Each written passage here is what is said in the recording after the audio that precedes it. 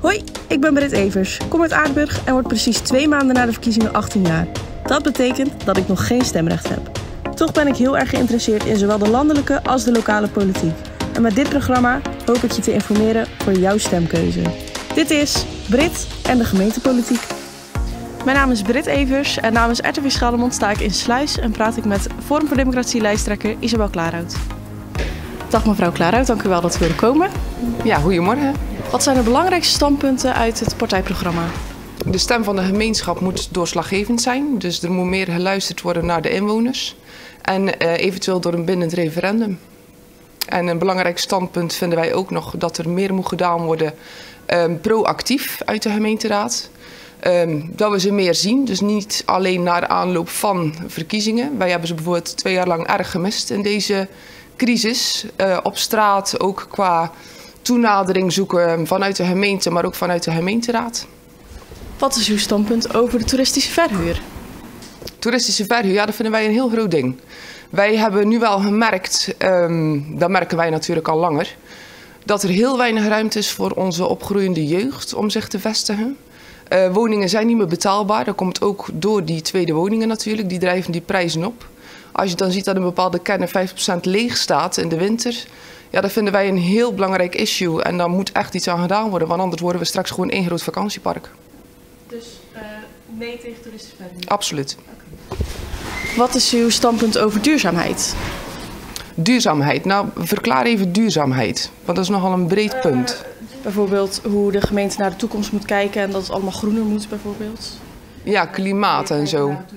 Ja, nou als we kijken naar klimaat, wij vinden bijvoorbeeld windmolens heel storend, maar ook vervuilend. Net zoals de vissers die bijvoorbeeld, als je een windmolenpark op zee hebt, die vissers kunnen daardoor niet meer vissen. Plastic valt in de zee, dus wij vinden duurzaam altijd heel erg moeilijk om daarover op in te gaan. Daar ben ik zelf nog heb ik te weinig kennis over. Dus daar moet ik me echt wel in gaan verdiepen om daar echt een goed standpunt over te kunnen geven. En heeft u een mening over Vitaal West-Vlaanderen? Ja, daar heb ik ook wel een mening over zelf. Ik vind dat het nogal een grote monopoliespel wordt. Verhuizen van allerlei gebouwen. En als je dan bijvoorbeeld ziet dat een gemeentehuis nog niet zo heel lang geleden is gerenoveerd voor een enorm bedrag, dan denk ik, is dat nodig? En als dan blijkt dat er heel veel geld wordt gestoken in de stenen, maar niet in de daadwerkelijke zorg, dan denk ik, is dit wel zo'n goed plan om dat nu helemaal te gaan veranderen. Want ik denk dat mensen die zorg nodig hebben, liever mensen aan hun bed hebben, dan dat er wordt bezuinigd op de zorg, maar wel in een heel mooi gebouw zit. Wat kan Forum voor Democratie betekenen voor de jongeren binnen deze gemeente? Wij willen dat de jeugd blijft. Dat ze terugkeren na hun studies. En eigenlijk zorgen dat de volgende generaties na ons zorgen dat de kern leefbaar blijft. Dat die blijft bestaan. Dus wij willen ons wel richten ook op scholing. Dus dat voortgezet onderwijs blijft.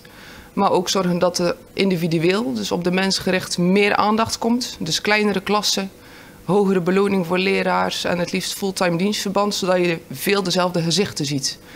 Het ons kent ons, eventueel met een buddy systeem. Zodat je meer gevoel hebt bij de mensen. Want het wordt allemaal, het individu verliest zijn stem, zien we heel vaak. Ook als de instanties heel groot worden, dus als scholen gaan fuseren en dan heb je hele grote groepen. En dan wordt je stem steeds kleiner en dan heb je minder gevoel bij de persoon op zich. Dus daar willen we wel voor staan. Net zoals bijvoorbeeld gemeenschapscultuur, dus dorpshuizen. Maar dan wordt gemengd, weet je wel, dat de ouderen en jongeren samen omgaan. Zodat je meer een gevoel krijgt van, oh ja, dat is er een van die. Weet je wel, dat is die zijn kleindochter. Of bijvoorbeeld dat je zegt van, nou, weet je wat een goed idee is voor de jeugd? Dat ze gewoon een keer vrijwilligerswerk doen, bijvoorbeeld in het Rozenoord of zo. Dat die mensen die dat daar zitten ook meer betrokken worden bij de jeugd. En andersom ook. Want dat is de volgende generatie en die moeten we koesteren. Wilt u verder nog iets kwijt over uw partijprogramma? Ja, we willen vooral een actieve partij zijn. Dus niet te veel oude hoeren zou ik willen zeggen, maar meer daadkracht. Dus wij hoeven niet elke week 3 uur te vergaderen. Dat zal er wel in zitten, maar we willen meer daadkracht. Dus geen praatjes, maar daden. Daar willen we voor staan. En gewoon aanwezig zijn. Dus niet afwachtend zitten en dan kijken wat er van komt. Nee, zelf contact zoeken met mensen. Waar gaat het fout? Wat kunnen we voor jullie betekenen? Ook voor dorpsraden en zo. Wat kunnen we nou echt doen voor jullie kern? Want wij zitten daar door hun stemmen. Dus als ik het goed begrijp, is burgerparticipatie heel erg belangrijk. Ja, dat is, ik denk, het belangrijkste. Laatste vraag. Hoeveel zetels denkt u te halen? Nou, we denken 3. Nee, we hopen 3. Ja, we hopen 3. We hopen 3. Ja, ik hoop toch 3. Ja. Dank u wel voor het gesprek. Graag gedaan, dankjewel.